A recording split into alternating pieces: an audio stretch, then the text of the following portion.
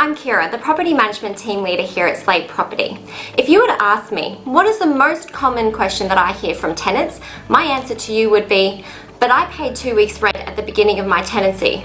If I had $1 for every time I heard that, I wouldn't have to work in property management anymore. So to clear this up, I'm creating this video for you today to help answer some of the most common questions and common mistakes that tenants find when paying their rent.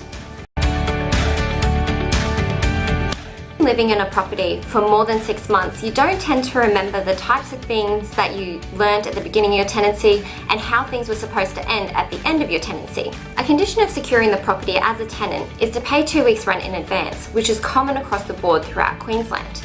At this point in time, people believe that paying this 2 weeks rent in advance means that they will always and forever be 2 weeks ahead. This isn't usually the case. There are two common reasons as to why you as a tenant will start falling behind.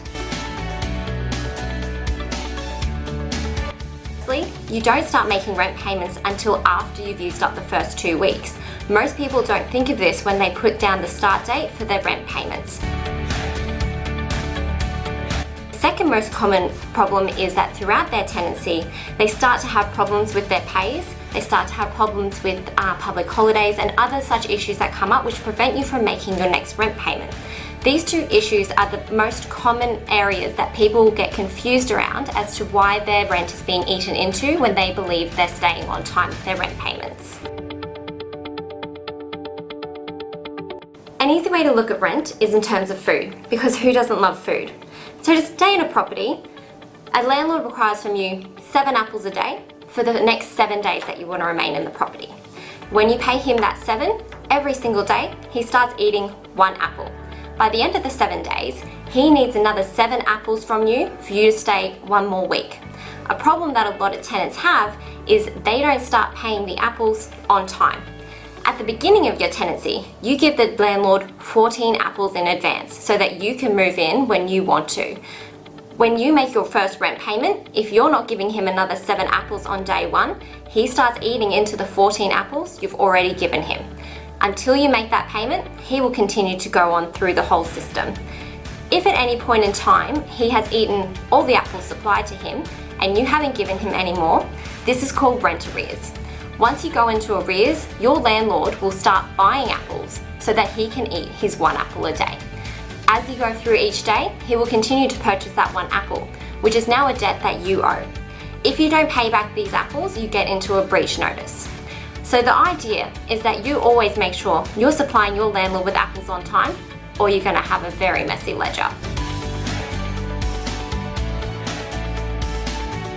The easiest way to understand your rent payments is by referring to your tenancy ledger. Depending on what agency you go with, your ledger can vary in layout, but the information there is always the same. When you look at a ledger, you have 3 different aspects that you need to refer to. The first aspect is the date that you made the payment of rent. The second aspect is what billing period that rent is covering, so what date it's starting from and what date it's ending on. The third aspect is how much money you are paying towards that week of rent.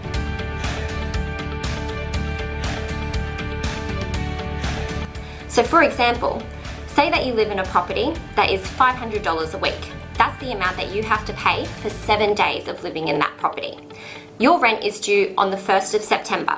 So that means you have until that date to make that payment. If you don't, you will go into arrears.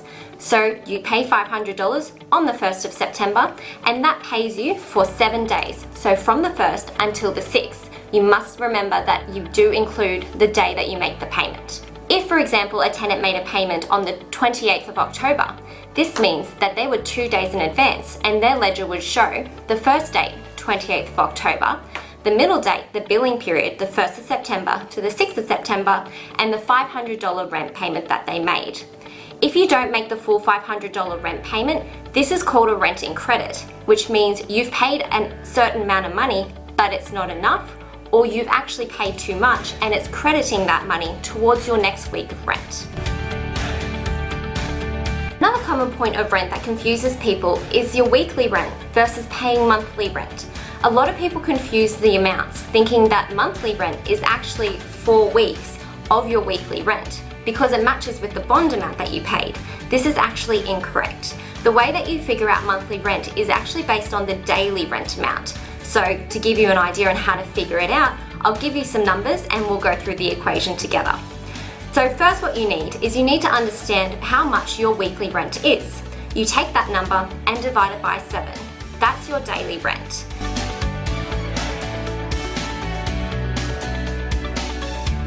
That daily rent, you now need to figure out how much rent you need to pay for an entire year. So there is 365 days in the year, if you're not counting leap years, so you need to times your daily rent by 365.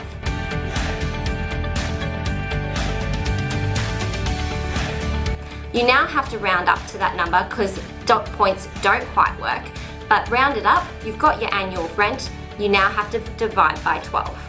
That gives you your monthly figure.